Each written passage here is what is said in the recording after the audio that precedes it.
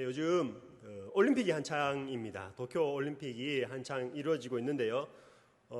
선수들이 자신의 그 한계를 뛰어넘어서 새로운 기록들을 만들어내는 모습 보면, 또 우리나라 선수들이 경기에서 승리하는 모습을 보면 코로나19로 지쳐있는 우리의 마음이 조금 위안을 얻는 것 같습니다.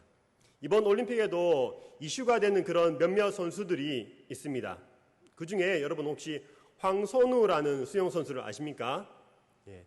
특이하게도 이 선수는 지금 인기를 굉장히 많이 얻고 있는데 메달은 따지 못했습니다. 메달은 따지 못했지만 많은 인기를 얻고 있습니다.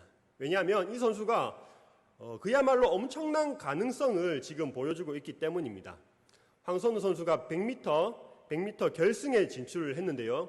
이 100m 결승 진출한 것은 아시아 선수로는 69년 만에 이제 처음이라고 합니다. 69년 동안 그동안 결승에 진출한 선수가 없었는데 아시아 선수로는 처음이라고 합니다. 그리고 이번에 경기를 통해서 또 아시아 신기록도 새롭게 수립하기도 했습니다. 여러분, 수영 100m는 준비 시작하면은 뭐 기술이고 뭐고 생각할 필요 없이 그냥 열심히 앞으로 가면 되는 그런 경기입니다. 그래서 어떤 기술이나 다른 것들보다 타고난 신체 능력, 그것이 굉장히 중요한 경기가 수영 100m 결승이라고 합니다. 그래서 상대적으로 신체적인 어떤 그런 신체 능력이 우수한, 체격이 좋은 우수한 서양 사람들이 주로 이 종목을 지배했다고 합니다. 많은 사람들이 100m 경기는 어떤 좋은 성적을 내기 힘들기 때문에 차라리 그냥 200m나 400m 거기에 조금 더 집중하는 게 어떻겠느냐라고 말을 했는데요. 황선우 선수는 인터뷰에서 이런 말을 했습니다. 다들 아시아 선수는 100m에선 안 된다고 하는데 전 그런 인식을 바꾸고 싶어요. 이렇게 말하면서 자기의 소신대로 주관대로 열심히 준비를 했습니다. 그리고 모두가 안 될 것이라고 하는 그 경기에서 새로운 역사를 써내려 가고 있습니다. 여러분, 우리가 어떤 일을 할 때에 주변에서 방해하는 사람들이 있기 마련입니다. 열심히 무언가를 하려고 딱 이렇게 마음을 먹었는데 어떤 말을 통해서 사기를 완전히 꺾어버리는 그런 사람들이 우리 주변에 있습니다. 오늘 말씀에서도 지난주에 이어서 오늘 말씀을 살펴볼 텐데요. 느헤미야가 이제 마음 먹고 다른 사람들을 다 모집하고 일을 분담하고 성벽 공사를 딱 진행해 나가는데 예기치 못한 그런 어려움을 만나게 됩니다. 성벽 공사를 하면서 두 가지 어려움에 봉착하게 되는데, 한 가지는 외부로부터 오는 어려움, 그리고 다른 한 가지는 내부에서 일어나는 어려움입니다. 4장이 외부로부터 오는 어려움을 다루고 있다면 이후에 살펴볼 5장의 말씀은, 오늘은 살펴보지 않겠지만 5장의 말씀은 내부에서 일어나는 갈등들을 그렇게 말씀하고 있습니다. 일부러 4장과 5장을 그렇게 배치를 시킨 것이죠. 오늘 4장 1절의 말씀을 제가 한번 읽어보도록 하겠습니다. 산발랏이 우리가 성을 건축한다 함을 듣고 크게 분노하여 유다 사람들을 비웃으며, 여러분, 이 산발랏이라는 사람이 등장하는데 2장에서도 나왔던 사람인데요. 이 사람이 나타나서 성을 건축하는 일을 이제 방해를 합니다. 이 산발랏이라는 사람은 그 이스라엘 위쪽 사마리아 지역을 다스리고 있던 사마리아 지역의 총독이었습니다. 당시에 이스라엘 지역, 유다 지역뿐만 아니라 이 사마리아 지역도 바사, 페르시아죠. 그 페르시아의 지배를 받고 있는 상황이었습니다. 그리고 이 페르시아는 각 지역마다 총독을 세워서, 그 나라 사람으로 총독을 세워서 그 지역을 관할하도록 했습니다. 사마리아 지역은 이 산발랏이라는 사람이 총독으로 다스리고 있었던 것입니다.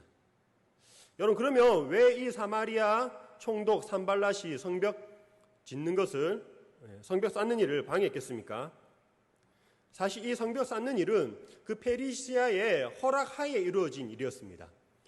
아닥사스다 왕이 허락을 했고, 또 필요한 성벽을 쌓는 데 필요한 그런 재료들도 이미 공급을 했습니다.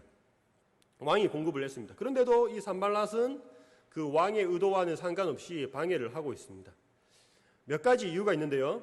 첫 번째는 이 산발랏이 그 유다 지역에 대한 자신의 영향력을 잃을까봐 이렇게 방해를 한 것입니다. 느헤미야가 이스라엘의 유다 지역의 총독으로 오기 전에 이 산발랏은 사마리아 지역뿐 아니라 유다 지역까지 어느 정도 통치권을 행사하고 있었습니다. 그래서 이제 느헤미야가 오게 되고 성벽이 쌓이게 되면 완전히 그 사마리아 지역과 유다 지역이 분리가 되기 때문에 그렇게 되면은 자신의 통치권이 더 이상 이스라엘 지역에 미치지 못하게 되는 것이죠. 그런 이유로 첫 번째로 그러한 이유로 자신의 영향력이 축소되는 것 그 이유로 방해를 했고요. 두 번째는 이 사마리아 사람들과 유다 지역 사람들의 오래된 그런 좋지 않은 감정 때문이었습니다. 이스라엘 사람들도 사마리아 사람들을 무시했고 사마리아 사람들도 역시나 유다 사람들에 대한 어떤 적개심을 품고 있었기 때문에 방해를 했던 것입니다. 그리고 세 번째로는 이 왕의 명령에도 불구하고 산발랏이 방해를 한 이유는 산발랏이 페르시아에 대한 독립의 의지를 계속해서 품고 있었습니다. 기회만 되면은 이 페르시아로부터 독립하려고 하는 그런 생각을 갖고 있었는데 그래서 이 페르시아 아닥사스다 왕의 그런 명령에도 따르지 않았던 거죠. 겁을 내지 않고 언제든 기회가 되면 독립하겠다 해서 자기 마음대로 이렇게 방해하는 일을 펼쳐나가고 있습니다. 여러분 그런데 산발랏이 이게 방해를 하는 장면을 한번 자세히 보시기 바랍니다. 어떻게 방해를 하고 있나요? 처음에는 이 말로 방해를 하고 있습니다. 여러분 2절을 한번 제가 읽어보겠습니다. 자기 형제들과 사마리아 군대 앞에서 일러 말하되 이 미약한 유다 사람들이 하는 일이 무엇인가? 스스로 경고하게 하려는가? 제사를 드리려는가? 하루의 일을 마치려는가? 불탄 돌을 흙 무더기에서 다시 일으키려는가 하고 이렇게 말씀하고 있습니다. 말로써 이제 공격을 하고 있는 거죠. 어떻게 표현하고 있냐? 유다 사람들을 가리켜서 미약한 사람이라고 표현을 하고 있습니다. 여러분 이 표현은 어느 정도는 좀 맞는 표현인 것 같습니다. 왜냐하면 이 유대인들이 포로에서 귀환해서 바벨론 포로에서 귀환해서 예루살렘에 오게 되는데요. 그 오게 될 때 과정을 보면 자신들이 어떤 독립 전쟁을 일으켜서 전쟁에 승리해서 포로에서 귀환한 것이 아니라 그 바사의 고레스라는 그 왕의 칙령에 의해서 그냥 너희는 고향으로 돌아가라 그 명령에 의해서 다시 포로에서 귀환을 하게 됩니다.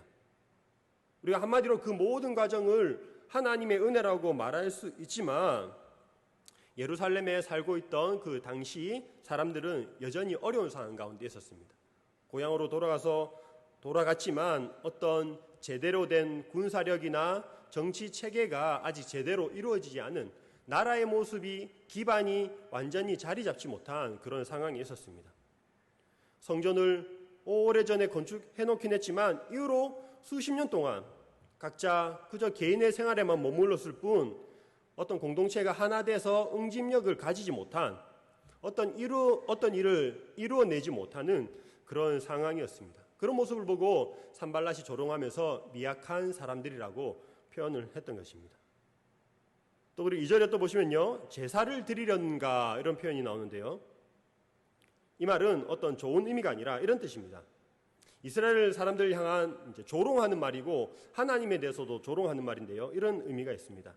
너희가 하나님께 제사를 드려서 너희 힘으로는 미약한 너희 힘으로는 할 수 없으니까 제사를 드려서 어떤 신의 도움을 받아서 이 일을 하려고 하는 거 아니냐 이런 식으로 표현을 하는 것이죠. 자신들의 힘으로 할 수 없으니까 제사라도 드려서 이렇게 신의 도움을 받아서 하려고 하는 너희들이 아니냐 이렇게 말하고 있는 거죠. 그래서 이 말은 결국 이스라엘의 사람들에 대해서 그리고 하나님에 대해서 동시에 조롱하는 그런 표현이라고 할 수 있습니다. 산발랏이 미약한 유다 사람들이라고 말을 하고 있고요. 또 성벽을 쌓는 것이 불가능하다. 불탄 돌 그걸로 무슨 성벽을 쌓겠느냐. 불가능하다라고 이야기를 하고 있는데요. 산발랏이 사실 이렇게 이야기하는 이유는요. 위기감을 느꼈기 때문입니다. 위기감을 느꼈기 때문입니다. 왜냐? 자신들이 생각하는 그 미약하다고 생각하던 사람들이 어느 날 보니까 이 느헤미야라는 사람을 중심으로 점점 단합되고 모이기 시작합니다. 성벽을 쌓는 거 그거 도저히 불가능한 일이라고 생각되고 있었는데요. 짧은 시간 안에 일이 이렇게 척척척 이렇게 진행되는 것을 보면서 산발랏이 보면서 이렇게 불안한 마음을 느꼈던 거죠. 사실 여러분 완전히 불가능하고 되지도 않는 일일 것 같으면 이렇게 시비를 걸 일도 없겠죠. 근데 무언가가 일이 진행되고 있으니까 그것을 막기 위해서 조롱의 말을 하면서 그들의 사기를 꺾으려고 했던 것입니다. 사랑하는 여러분, 우리가 어떤 일을 하려고 하면 꼭 이렇게 방해하는 세력들이 있는 것 같습니다. 방해하는 사람들이 있습니다. 그런데 그런 일이 나 자신의 그런 유익, 나의 욕심, 나를 위한 일이 아니라 내가 하나님을 위한 일, 교회를 위한 일, 그리고 전체 공동체를 위해서 또 나 자신을 희생하면서 하는 일임에도 불구하고 그런 일을 할 때도 칭찬하고 옆에서 응원하고 격려해 주기는커녕 반대하고 비난하고 꼭 이렇게 걸고 넘어지는 사람이 있다는 것이죠. 느헤미야도 마찬가지였습니다. 자신이 가진 것 많은 것을 포기하고 내려놓고 성벽 공사를 시작했습니다. 자기 일을 챙기러 간 것이 아니라 자신의 것을 내놓으면서 희생하면서까지 자기의 민족과 또 그리고 하나님을 위해 이 일을 시작했습니다. 그럼에도 불구하고 어려움이 있다는 것이죠. 여러분, 교회에서도 우리가 신앙생활을 해나가면서도 이러한 일들이 얼마나 많이 일어나는지 모릅니다. 열심을 품고 한번 열심히 주를 섬겨보자고 다짐하는데 힘이 쫙 빠지는 그런 순간들이 있다는 것입니다. 어떤 크고 또 중요한 일일수록 더 그렇습니다. 정말로 시간과 물질 그런 것들을 들여서 마치 나의 일처럼 섬기는데 그럼에도 불구하고 어떤 말을 통해서 이런저런 말로 방해하고 힘이 빠지게 하는 순간들이 있습니다. 그럴 때 정말 억울한 마음이 들기도 하는 것 같습니다. 인간적인 마음으로는 아니 내가 이렇게 한다고 해서 내 개인적으로 뭐 얻는 게 뭐 하나 떨어지는 것도 없는데 내가 왜 이런 소리까지 들어가면서 일을 해야 되나, 나 좋으라고 하는 거 아닌데 내가 왜 이렇게 억울한 일을 당해야 되나 하는 생각이 들기도 합니다. 특별히 교회에서 어떤 임원이나 리더십 위치에 있을 때, 리더를 맡을 때도 마찬가지입니다. 그냥 사실 우리가 신앙생활 할 때 교회 와서 예배만 드리고 그리고 집에 가고 은혜 받고 이렇게 하면 사실 상처받을 일 그렇게 많지는 않은 것 같습니다. 그런데 임원을 맡거나 어떤 일을 담당을 맡아서 진행하려고 하는 경우에 여러 가지 말들로 상처를 받는 경우가 있습니다. 그리고 또 다른 사람들이 나의 마음을 알아주지 않는 것 같아 서운한 감정이 들 때도 있습니다. 그냥 적당히 신앙생활하면 어려움은 없겠지만 정말로 믿음으로 살아가고자 결단할 때 어려움이 있다는 것입니다. 그래서 항상 앞에서 일하는 사람들은요 그런 어려움을 어느 정도 갖고 있는 것 같습니다. 하나님의 뜻대로 순종하면서 살아가는 인생이지만 그 가운데 선한 일이라고 할지라도 어려움이 있다는 것이죠. 좋은 일을 하고도 욕을 먹는 경우들이 있습니다. 여러분 왜 그렇습니까? 방해하는 세력이 있다는 것이죠. 단순히 우리가 눈에 보이는 그런 사람들이 아니라 그 사람 배후에 있는 영적인 세력들이 있다는 것입니다. 사탄이 그 일을 하지 못하도록 막고 있는 것입니다. 그런데 어떤 마음으로 막고 있느냐? 겁을 먹고 있다는 겁니다. 정말로 그 일이 이루어질까 봐 겁을 먹으면서 더 거세게 공격을 하는 것입니다. 산발랏이 겁을 먹고 공격하고 방해하는 것처럼 사탄은 우리가 하나님의 일들을 이루어가는 것에 대해서 그냥 두고만 보지 않습니다. 사람을 통해서 방해하고요. 헛된 소문, 중상모략을 통해서 헛된 소문을 퍼뜨리고 거짓을 말하게 함으로써 방해를 합니다. 여러분 산발랏이 했던 말의 내용을 자세히 살펴보면요. 한 가지 요약할 수 있는데 그게 뭐냐면 확신을 무너뜨리는 말이에요. 확신을 무너뜨리는 말. 느헤미야의 말을 들었을 때는 당장이라도 쉽게 이 일이 이루어질 것 같은 그런 느낌을 받았는데 이 산발랏의 말을 들으니까 그 모든 확신이 이제 의심으로 바뀌게 되는 것이죠. 여러분 어떤 일에 방해를 받으면 그 일에 대한 확신이 약해집니다. 정말로 이게 하나님께서 원하시는 일이고 하나님의 뜻이라면 모든 일이 순조롭게 이루어져야 되는 것이 아닌가라는 그런 생각이 든다는 것이죠. 어떤 일에 방해를 받게 되면. 그리고 과연 내가 지금 하고 있는 일이 맞는 일인가, 내가 잘 하고 있는가, 그런 생각들이 들게 되어 있습니다. 산발라뿐만 아니라 3절에서는 도비아라는 사람도 또 말을 하고 있는데요. 우리 느헤미야 4장 3절 말씀 한번 같이 읽어보도록 하겠습니다. 암몬 사람 도비아는 곁에 있다가 이르되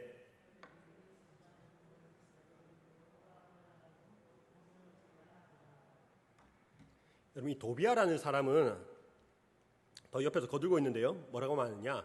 너희가 성벽 열심히 건축하고 있는데 그 성벽이 설령 다 건축된다고 하더라도 그거 부실공사야. 부실한 성벽이라서 여우가 올라가도, 그 작은 여우가 올라가도 곧 무너지게 될 거야 라고 이야기를 하고 있습니다. 여러분, 이게 얼마나 힘이 빠지는 말입니까?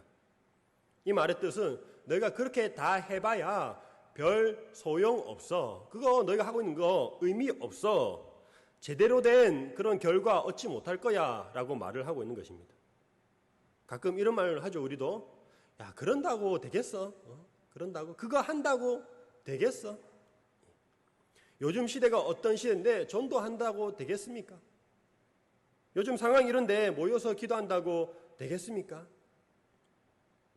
무언가 하더라도 이전의 경험과 여러 가지 상황과 어울려서 아무 성과가 없을 것이라고 섣불리 판단하는 그런 말을 할 때가 있다는 것이죠. 그래서 괜히 힘 빼지 말라는 것이죠. 아예 처음부터 시도하지 말고 힘 빼지 말라는 것입니다. 이런 말을 들으면요, 사실 이게 마음이 녹아져 내리는 것 같습니다. 마음이 녹아져 내리는 것. 괜히 내가 하고 있는 일이 밑 빠진 독에 물 붓는 것은 아닌가, 힘 빼고 있는 것은 아닌가라는 생각이 들기도 합니다. 사랑하는 성도 여러분, 그럼에도 불구하고 우리가 하는 일이, 우리가 감당하고 있는 일이 선한 일이고 또 하나님께서 기뻐하시는 일이라는 그런 확신이 있으면 결과가 어떠하든 결과는 하나님께 맡기고 그 과정 가운데 어려움이 있든 없든 포기하지 말고 나아가야 할 줄로 믿습니다. 갈라디아서 6장 9절에는 이런 말씀이 있습니다. 우리가 선을 행하되 낙심하지 말지니 포기하지 아니하면 때가 이름에 거두리라 라고 말씀하고 있습니다. 여러분, 이 말씀 보시면요, 선을 행하는데 낙심하는 일들이 있다는 것이죠. 낙심하는 일들이 발생합니다. 또 당장은 눈에 보이지 않는 그런 열매들이 당장 눈에 보이지 않을 수가 있다는 것입니다. 하지만 그럼에도 불구하고 낙심하지 말고 포기하지 말 것을 말씀하고 있습니다. 우리가 신앙생활하면서 모든 것이 좀 평안하게 잘 이루어졌으면 하는 바람 누구나 다 갖고 있습니다. 내가 이만큼 헌신하는데 그렇다면 하나님께서 그 다음은 책임져 주셔야 하는 것이 아닌가? 내가 마음 먹었다면 하나님께서는 그 이후로 단계를 착착착착 진행시켜 나가 주셔야 되는 거 아닌가라고 그렇게 생각을 합니다. 하지만 그렇지 않다는 것이죠. 어려움이 있습니다. 하나님은 그런 모든 과정들을 통해서 우리의 믿음이 더욱더 단단해지도록 그렇게 하십니다. 그것이 하나의 믿음의 훈련이라는 것입니다. 그 훈련을 통해서 우리의 믿음이 더욱더 성숙해지도록 하는 하나님의 의도가 있습니다. 느헤미야는 이런 말을 들었을 때 여러분 어떻게 대응하고 있습니까? 느헤미야가 그런 말 들으니까 아니 감히 하나님을 모욕하고 우리를 모욕하고 아니다 당장 군사들을 소집해 라고 해서 사마리아에 쳐들어가서 산발랏을 공격하지 않습니다. 그렇게 하지 않고 또 산발랏이 말하는 그 말도 안 되는 말 하나하나 따박따박 논리적으로 해석해서 받아치지도 않습니다. 여러분, 말도 안 되는 말을 하는 사람을 대하는 가장 좋은 방법은 그냥 무시하는 겁니다. 무시하는 것. 느헤미야는 상대방의 말에 대응하지 않습니다. 느헤미야가 산발렛에게 말을 하는 것이 아니라 누구에게 말을 하고 있습니까? 하나님께 가서 말을 하고 있습니다. 기도하는 것입니다. 느헤미야 4장 4절은 이렇게 말씀하고 있습니다. 우리 하나님이여 들으시옵소서. 우리가 업신여김을 당하나이다. 원하건대 그들이 욕하는 것을 자기들의 머리에 돌리사 노략거리가 되어 이방에 사로잡히게 하시고. 산발라 너 잘 들어봐 라고 이야기하는 것이 아니라 하나님 하나님이여 들으시옵소서라고 하나님께 말씀을 하고 있습니다. 하나님께서 이 모든 상황들을 해결해 주시기를 기도하고 있습니다. 여러분, 우리는 느헤미야서를 자세히 살펴보면요, 느헤미야가 정말 그 신실한 기도의 사람이었다는 것을 알 수 있습니다. 이 느헤미야의 기도의 특징이 있는데요, 그게 뭐냐면 두 가지인데요. 느헤미야는 즉시 기도하는 사람이었고 또 먼저 기도하는 사람이었습니다. 어떤 일에서 행동하기 전에 먼저 기도부터 합니다. 그리고 어려움이나 중요한 결정 앞에 미루지 않고 즉시 기도하는 모습이 있습니다. 그래서 우리 한번 같이 따라서 한번 읽어보도록 하겠습니다. 먼저 기도합시다. 즉시 기도합시다. 여러분, 느헤미야가 하나님께 기도하자 어떤 일이 일어났습니까? 산발랏의 혀가 갑자기 안으로 말리면서 굳어져서 아무 말을 못하게 되거나 아니면 갑자기 다리가 부러져가지고 움직일 수 없게 되는 그런 일이 일어나면 좋을 텐데 그런 일이 일어나지 않습니다. 우리가 생각했던 예상했던 방향과 전혀 다르게 또 일이 흘러갑니다. 사실 기도했는데 상황이 더 좋지 않게 흘러가고 있습니다. 여러분 7절에 보시면 산발락과 도비아가 이렇게 도발하면서 말로 공격을 했는데요. 7절에 보시면 산발락, 도비아뿐만 아니라 아라비아 사람들, 암몬 사람들, 아수도 사람들, 더 많은 사람, 더 많은 세력들이 힘을 규합해서 방해를 하고 있습니다. 그리고 이후에도 보시면 알겠지만 이제는 말로만 공격하는 것이 아니라 실제로 무력을 행사해서 목숨을 위협하는 지경에까지 이르게 됩니다. 여러분, 기도하면 상황이 조금 좋아져야 될 텐데 그렇지 않고 오히려 더욱더 악화되는 그런 일이 발생했습니다. 저도 그런 경험들이 몇 번 있는데요. 목사로서 자녀가 아프면 열이 나면 기도해야 되잖아요. 기도하고 열심히 기도하고 하나님 열이 빨리 내리게 해주세요. 기도 끝나니까 재보니까 더 올라갔어요. 안 되겠다, 해열제 먹이고. 즉시 해결되지 않는 그런 조금 당황스러운 일을 경험할 때가 있습니다. 여러분, 그렇지만 느헤미야는 그런 상황이 더 악화되자 어떻게 하고 있습니까? 더 기도합니다. 더 악화되자 더 기도하는 느헤미야의 모습을 볼 수 있습니다. 9절에 느헤미야가 한 번 더 기도하고 있는데요. 이렇게 기도하고 있습니다. 우리가 우리 하나님께 기도하며 그들로 말미암아 파수꾼을 두어 주야로 방비하는데, 기도 한 번 하고 두 번 하고 상황이 조금 나빠지자 그대로 포기하는 것이 아니라 더 기도하는, 다시 기도하는 모습을 볼 수 있습니다. 여러분, 기도한다고 무엇이 달라졌습니까? 외적으로는 달라진 것이 전혀 없어 보입니다. 하지만요, 기도하면 무엇이 달라지느냐? 우리의 내면이 달라집니다. 기도하면 반드시 변화가 일어나게 되는데요, 우리의 내면이 달라진다는 것이죠. 그걸 어떻게 할 수 있느냐? 상대방이 그렇게 공격하고 또 말로서 시험 들게 하는데 공사를 중단하거나 미루거나 늦추지 않습니다. 이런 목숨이 위협받는 상황에서 견딜 수 있는 힘이 어디서 나오느냐? 그게 기도라는 것입니다. 어떤 견딜 힘과 능력, 그런 것들을 기도를 통해서 공급을 받고 있습니다. 사랑하는 성도 여러분, 살면서 우리의 마음을 무너뜨리는 것들이 얼마나 많이 있습니까? 하나님께서 상황을 바꾸지 않으시면요, 대신 우리의 마음을 바꾸신다는 것을 기억하시기 바랍니다. 기도를 통해서 염려에서 평안으로, 두려움에서 용기로 바꾸시는 분이 우리 하나님이십니다. 실제로 어떤 기도의 제목들, 슬픔과 걱정과 근심을 가득 안고 기도의 자리에 나아갔는데 기도를 마치고 일어났을 때 말할 수 없는 그런 평안과 기쁨을 누리는 순간들이 있습니다. 그리고 그럴 때는 기도하러 들어갈 때는 그 문제가 나의 모든 것인 것처럼 여겨지고 너무 크게 느껴지는데 기도하고 나올 때는 그것도 별거 아니구나라는 그런 생각을 가질 때가 있습니다. 성령님께서 감당할 힘을 우리에게 공급해 주시는 것입니다. 말씀이 길이 되려면이라는 책에서 한 좋은 문구가 있어서 제가 인용을 해보았는데요. 감당하기 힘든 그런 고난 가운데 있을 때 이렇게 기도하라고 적혀 있었습니다. 주여, 종에게 가벼운 십자가가 아니라 강한 어깨를 주시옵소서. 우리가 기도하는 내용 대부분은 나의 십자가를 누가 대신 져주거나 지고 가게 하거나 아니면 그 십자가가 조금 가벼워지기를 바라는데, 그러니까 상황이 바뀌기를 바라는데요.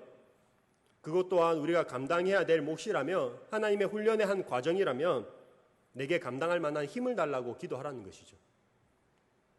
저 사람이 바뀌기보다 하나님, 제가 한 번 더 참을 수 있는 인내를 주십시오라고 기도하라는 것입니다. 지금의 상황이 바뀌기보다 하나님, 내게 주어진 어떤 상황 가운데서도 내가 결코 믿음 잃지 않도록 주님, 믿음을 허락해 주십시오 라는 기도를 드릴 수 있어야 된다는 것입니다. 우리가 상황을 바뀌기 위해서도 물론 기도해야 됩니다. 그렇게 간절히 기도하지만 또 한편으로는 그것을 견딜 수 있는 힘과 용기와 믿음 또한 허락해 달라고 기도하라는 것입니다.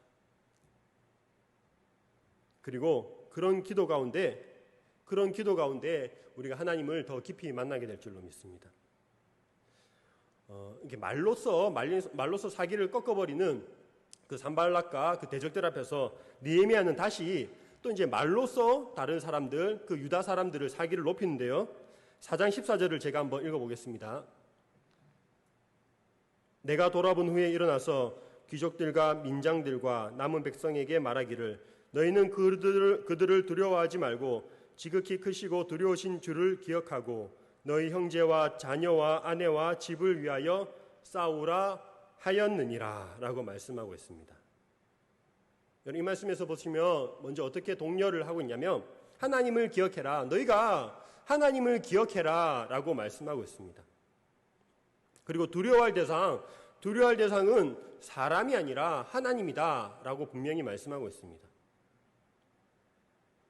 마태복음 10장 28절에도 이런 말씀이 있는데요. 우리 마태복음 10장 28절 같이 한번 읽어보겠습니다.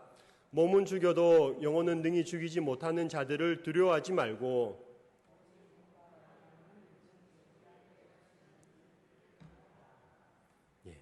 사람은 목숨을 위협할 수 있지만 영혼까지는 위협을 할 수가 없습니다. 하지만 하나님께서는 우리의 몸과 영혼 모든 것을 다스리시고 주관하시는 분입니다. 인생의 두려움을 없애기 위해서는 보다 한 차원 높은 두려움을 가져야 하는데 그 두려움이 바로 하나님에 대한 두려움이라는 것이죠. 사람을 두려워하면 사람의 말을 따르지만 그 위에 계신 하나님을 두려워하면 하나님의 말에 순종하게 됩니다. 느헤미야는 또 하나님을 기억하고 또 어떻게 말씀하고 있습니까? 너희 형제와 자녀와 아내와 집을 위하여 싸우라 이렇게 말씀하고 있습니다. 가족들 위해서 싸우라고 말씀하고 있죠. 우리 성경에는 너희라는 말이 한 번만 사용되고 있는데요. 이 원어적인 의미를 보면 너희라는 말이 각자 사용되고 있습니다. 기록되어 있습니다. 그러니까 이렇게 되는 거죠. 너희 형제와 너희 자녀와 너희 아내와 너희 집을 위해서 싸우라 라고 이 너희라는 말을 계속해서 강조를 하고 있습니다. 그러니까 지금 이 성벽을 쌓는 거 너희들이 무조건 봉사하고 헌신하고 다른 사람을 이롭게 하는 일이 아니라 바로 너희 자신들을 위한 일이다. 그러니까 책임감을 가지고 너희 가족을 지킨다는 마음으로 싸우라라고 말씀하고 있습니다. 그러면서 멈추지 말기를 독려하고 있는 것이죠. 여러분, 군대에서 힘든 훈련을 받을 때 조교가 벌을 주고 난 다음에 가끔 이렇게 이런 말을 합니다. 여러분들이 있기에 지금 여러분의 가족들이 발을 뻗고 지금 잠을 자고 있습니다. 여러분은 지금 나라를 지키는 것이 아니라 가족을 지키고 있습니다.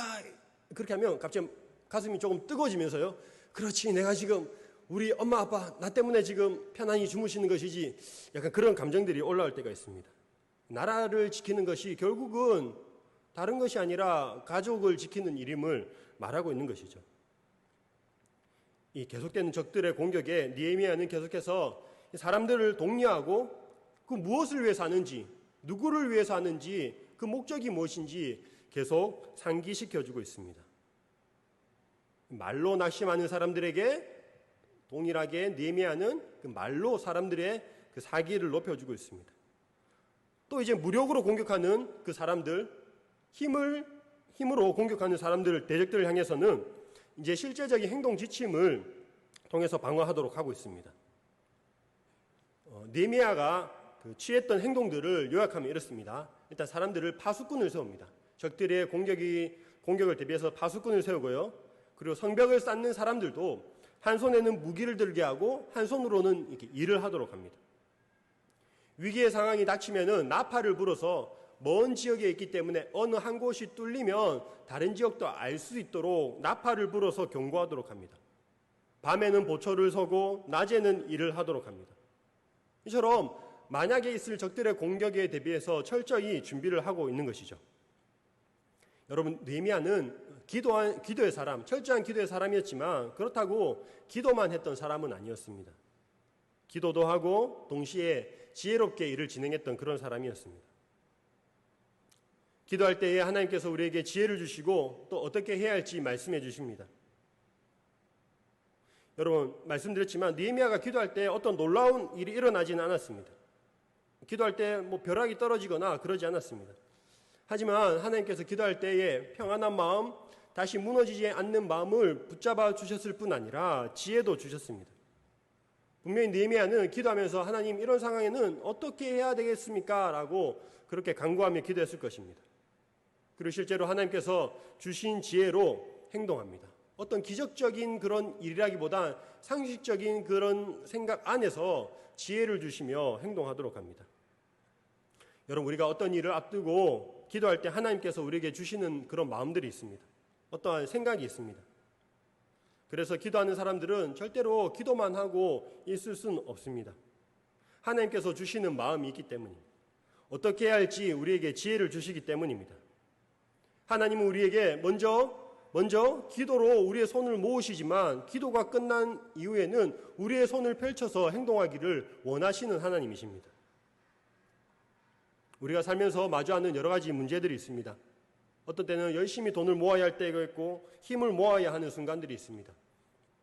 느헤미야에서 보는 것처럼 어떤 때는 한 손에는 병기를 잡고 한 손에는 성벽을 쌓고 밤에는 보초를 서고 낮에는 일을 하고 밤낮 쉬지 않고 그렇게 바쁘게 생활해야 하는 그런 집중적인 기간들도 있습니다. 그러나 중요한 것은 무엇입니까? 먼저 기도부터 해야 한다는 것이죠. 왜냐? 기도를 통해서 우리는 어떻게 해야 할지, 무엇을 해야 할지 답을 얻을 수 있고 또 하고자 하는 마음을 얻을 수가 있기 때문입니다. 그래서요, 무엇을 해야 할지, 어떻게 할지 모르겠다. 그러면요, 일단 기도부터 하시기 바랍니다. 기도부터 시작하면 하나님께서 분명 우리에게 주시는 그런 마음들, 생각들이 있을 줄로 믿습니다. 여러분, 느헤미야와 그 이스라엘 사람들이 성벽을 쌓기로 결단했지만 사실 그 과정이 결코 순탄하지 않았습니다. 끊임없이 밀려들어오는 외부의 공격이 있었습니다. 한 고비를 넘으면 또 한 고비, 그게 좀 약해지면 모르겠는데 점점 강도를 더해가며 찾아오는 고비들이 있었습니다. 하나님께 열심히 기도하지만 하나님께서 적극적으로 개입하셔서 그 문제를 해결해 주시지 않습니다. 여러분, 왜 그렇습니까? 어떤 때는 하나님께서 어떤 재앙을 통해서 한 번의 그 대적들을 무찌르실 때가 있었습니다. 하지만 이번에는 그렇게 하지 않고 계십니다. 여러분, 우리가 아이를 키우다 보면요, 아이를 위해서 모든 것을 해줄 때가 있습니다. 모든 것을. 밥을 먹여주고 기저귀를 갈아주고 그렇게 모든 것을 수발해주다가 어느 순간이 되면요, 우리가 그 모든 것을 멈추고 스스로 하도록 지켜볼 때가 있습니다.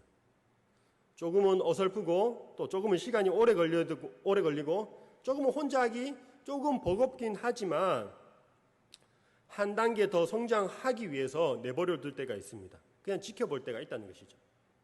적극적으로 응원하기보다 한 발짝 뒤로 물러서서 마음으로 열심히 응원할 때가 있습니다. 여러분, 이스라엘도 이런 상황이 아니었나 싶습니다. 포로기간, 그 바벨론의 포로기간, 페르시아의 포로기간, 그 포로기간으로 인해서 패배의식에 젖어있는 그런 민족이었습니다. 어떤 일을 시도할 그런 엄두조차 내지 못하고 있는 그런 상황이었습니다. 그냥 자기에게 주어진 일, 하루하루 살아가는 게 그것도 겨우 버겁고 힘든 그런 상황이었습니다. 그런 상황에서 다른 무언가를 한다는 것은 상상도 할 수 없었다는 것이죠. 그런 상황에서 외부로 저 멀리서 느헤미야가 와서 사람들을 모으고 그 마음에 이렇게 불을 지르는 것이죠. 열정을 다시금 일으키는 겁니다. 그리고 함께 무언가를 조금씩 해내기 시작합니다. 어려움이 분명히 있지만 그 어려움을 힘을 모아서 함께 극복해 나가고 있습니다. 여러분, 이런 모든 과정들을 통해서 하나님이 여전히 우리의 하나님이시고 여전히 우리를 버리시 않으셨고 또 여전히 우리가 하는 기도에 응답하신다는 것, 그것을 깨닫게 되는 것입니다. 자기들이 함께 모여서 힘을 모아 무언가를 이뤄냄을 통해서 성취감을 맛보고 그로 인해서 공동체가 세워져가는, 믿음의 공동체를 다시 세워가는 일이 느헤미야에서 발생하고 있습니다. 말씀을 마무리하도록 하겠습니다. 옛날에 어떤 왕이 있었는데요. 실제 이야기는 아니고 지어낸 이야기입니다. 어떤 왕이 있었는데 매우 특별한 선물을 받았다고 합니다. 매 2마리를 선물을, 이웃나라 왕으로부터 매 2마리를 선물을 받았습니다. 너무 아름다운 왕이었고 그 자태가 너무 고와서 왕이 굉장히 그 매들을 아꼈습니다. 왕은 그 나라 안에서 가장 실력이 좋다고 여겨지는 그런 조련사에게 그 매를 맡겼습니다. 매를 훈련하도록 맡겼습니다. 시간이 지난 뒤에 그 매 2마리 중에 1마리는 그 훈련을 잘 받아서 그 하늘을 정말로 멋지게 날개를 펴고 날아다녔는데요. 이 나머지 1마리는 나무까지 앉아서 꼼짝도 하지 않는 겁니다. 아무리 조련사가 조련을 시키고 어떤 맛있는 것을 주고 해도 전혀 움직이지 않았습니다. 날개를 펴려고 하는 그런 시도조차도 하지 않았습니다. 그래서 왕이 온 나라의 조류 전문가들 그리고 조련사들을 모아서 이 매를 좀 날게 하도록 그렇게 노력을 했는데 결국 실패했습니다. 그러다 어느 날 왕이 이렇게 궁정을 걷고 있는데요. 이 정원에서 그 날지 않던 새가 하늘을 날아다니는 것, 그것을 광경을 보게 됩니다. 너무 기뻐가지고 아니 저 매가 어떻게 저렇게 날게 되었는지 누가 저렇게 했는지 이제 찾아보라고 한 거죠. 그때 놀랍게도 왕 앞에 온 사람은 평범한 농부였습니다. 평범한 농부였는데 왕이 놀라서 물었습니다. 아니 어떻게 아무리 해도 움직이지 않던 이 매가 어떻게 해서 날 수 있었습니까? 라고 질문했습니다. 그러자 농부가 대답했습니다. 왕이시여, 사실 아주 간단한 일이었습니다. 매가 앉아있는 나뭇가지를 잘라버렸습니다. 사랑하는 성도 여러분, 때로는 우리가 죽을 것 같은 그런 어려움을 통해서 우리는 하나님을 발견하게 됩니다. 하나님이 우리와 함께하고 계시다는 것을, 우리에게 날개가 있다는 것을 깨닫게 된다는 것이죠. 현실에 안주하며 아무것도 하지 않는 것이 아니라 어려움이 있지만 그럼에도 하나님을 신뢰하며 도전할 때에 우리의 믿음이 한 단계 더, 한층 더 성장하고 성숙한다는 것을 경험하게 된다는 것입니다. 여러분, 하나님은요, 힘들긴 하지만 불가능한 일은 맡기지 않으십니다. 우리 모두가 우리 주님을 위해서 놀라운 일들을 시도하고 또 절대로 포기하거나 중단하지 않고 선한 싸움을 끝까지 싸우는 우리 모두가 되길 주님의 이름으로 축원합니다.